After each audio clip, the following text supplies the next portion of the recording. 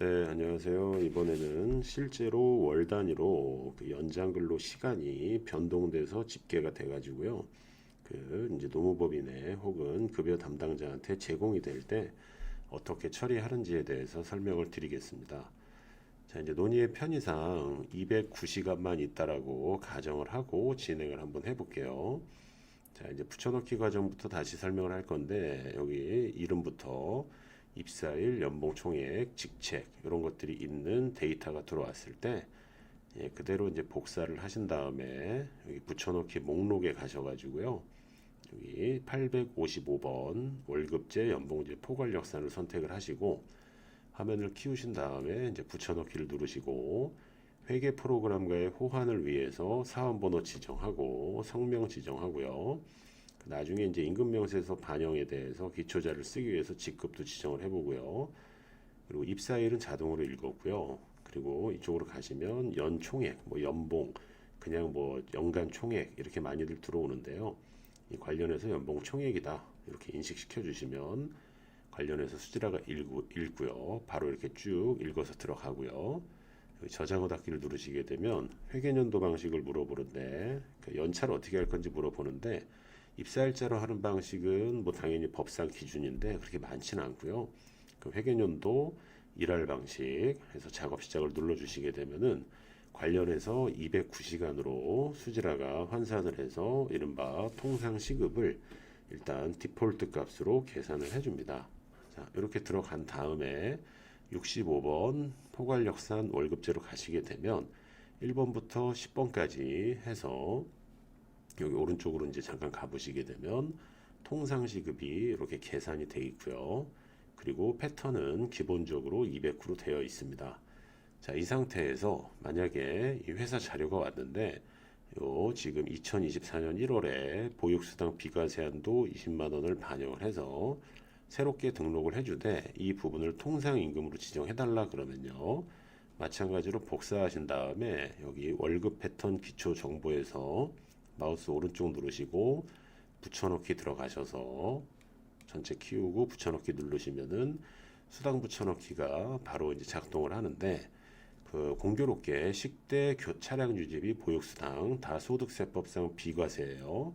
그래서 일반 수당으로 들어갈 텐데 과세를 하지 않는다. 하지만 정기성, 일률성, 고정성이 있으면 통상임금에 해당이 된다 해서 5번을 선택을 해주시고 분석 결과 확인해서 총계 눈으로 한번 보시고 저장 후 닫기를 누르시게 되면은 그 입력 없이 이러한 매월 들어가는 고정 수당이 현재 생성이 되고 있습니다. 그러면 요 수당들이 지금 보시게 되면 기본급 주휴 뒤에 지금 비과세 시리즈인 비과세 급여의 합계로 다 3개가 반영이 되어 있고요. 자, 이 상태에서 이게 급여 세팅이 끝났다 그러면요. 전체 선택하시고 급여 생성 누르시고 1월 기속으로 잡는데 2024년으로 잡고요. 확인을 눌러주시게 되면은 그 여러 가지 이제 공제 방식이 나오는데 요거는 관련 동영상을 좀 참고를 해주시고요. 저장 후 닫기를 누르시게 되면 대표자가 있습니까? 이렇게 물어보는데 없다라고 가정을 하고 급여 생성을 누르겠습니다.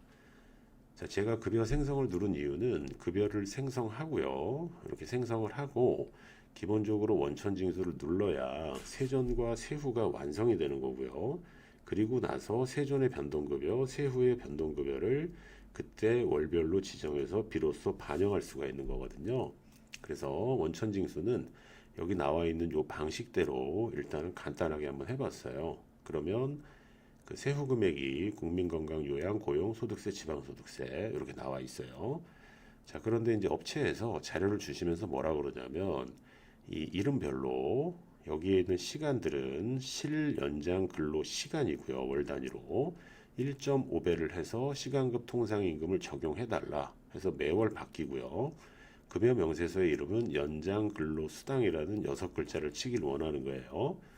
자, 연장 수당으로도 칠 수는 있지만 이 연장 수당이란 용어는 현재 이 수지라 프로그램에서는 기본값, 보통 라이브러리라고 하거든요. 라이브러리로 들어가 있기 때문에 같은 용어를 치면 연장 수당 1, 2, 3, 4 이렇게 나와요. 그렇기 때문에 연장 근로 수당이라고 좀 이렇게 그 엑셀 원본에 치시고 복사하실 것을 권해 드리고요. 자, 이 상태에서 주의하실 거는 급여 생성을 하신 다음에 드셔야 돼요. 그래서 마우스 오른쪽 누르고 똑같이 또 붙여넣기 선택을 하신 다음에 오른쪽 눌러서 붙여넣기 드시고 귀속기간 확인하시고 확인 누르시게 되면은 여기 있는 연장근로수당이 무엇인가요? 이렇게 물어봐요. 그러면 이 제목 연결은 우리가 노동법적으로 추가 연장 시간이고 과세는 당연히 되지만 통상임금은 아니고요. 평균임금에 포함이 된다라고 지정하시고 합계시간 확인하시고 저장 후 닫기 하시게 되면요. 이른바 통상시급을 반영해서 연장이라고 했기 때문에 1.5배를 계산한 거를 급여 테이블에 반영을 해줍니다. 그러면 여기 보시게 되면 그 연장근로수당 시간 해서 15시간이 나와 있거든요. 자, 이렇게 나와 있는 이유는 엑셀 원본 파일 보시게 되면 연장근로시간이 실제한 게 10시간이니까 급여에 반영돼야 되는 거는 통상시급을 고정시켰을 때는 그 여기 10시간이 1.5배가 된 15시간으로 가야 되고 2도 같은 경우는 15시간이 1.5배가 된 22.5시간이 가야 되는데 그 시간들이 이렇게 나와 있습니다. 자, 이렇게 된 다음에 월 평균 산출 내역을 눌러보시게 되면 여기 통상임금으로 반영을 해서 20015보다 더 큰 21929가 이렇게 나와 있어요.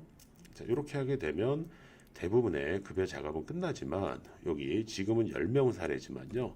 만약에 이 관련해서 5인 미만이다 라는 회사라고 하게 되면요. 5인 미만으로 이렇게 바꿔버리시게 되면요. 그러면 당연히 1.5배가 반영이 되지 않은 10시간으로 이순신 같은 경우 10시간으로 다시 회계하게 됩니다. 그래서 가산율을 적용하지 않고 10시간 이렇게 그대로 반영이 되고요.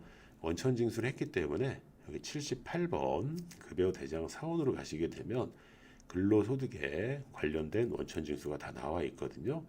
자, 이 상태에서 이렇게 드래그 하신 다음에 이 사원별 급여 명세도 출력하실 수 있고 급여 대장 엑셀 출력을 하실 수가 있는데 지금 요 이순신 같은 경우에 5인 미만으로 바꾼 상황에서 그 임금 명세서를 보시게 되면 209 세팅되어 있고 식대 보육수당 통상 비과세 매월 지급한다. 그리고 이거는 부정기 나갈 때도 있고 안 나갈 때도 있는데 비통상이면서 연장근로수당 그 다음에 5인 미만이기 때문에 1배수 적용해서 이렇게 들어갔습니다. 그래서 밑에 이제 확인하는 의미에서 다시 10시간에 대해서 1배수가 들어갑니다. 이렇게 돼 있고 앞서 말씀드린 통상 시급이 이렇게 자세하게 찍혀서 나오는 것을 확인하실 수가 있습니다.